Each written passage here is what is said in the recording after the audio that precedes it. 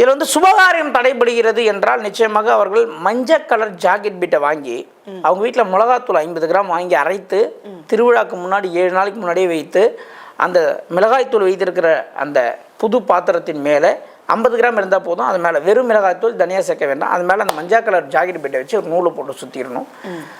Non veg சாப்பிடக்கூடாது. திருவிழாக்கு முன்னாடி 7 நாள் பின்னாடி 7 நாள் நான்வெஜ் சாப்பிடக்கூடாது.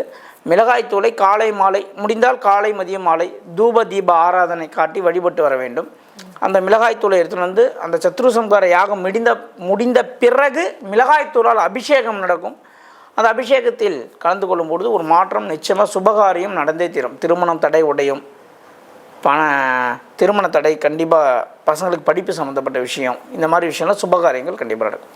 சார் பணத்தை வெளியே விட்டுட்டேன், பணத்தை ஏமாத்திட்டேன், கோர்ட்டு கேஸ் பிரச்சனை, டிவோர்ஸ் பிரச்சனை, மனரீதியான பாதிப்பு, எதிரிகளால் தொழில செய்வன பிரச்சனை, சண்டை சச்சரவு, கந்திருஷ்டிலாம் சிகப்பு கலர் ஜாக்கெட் பெட்டு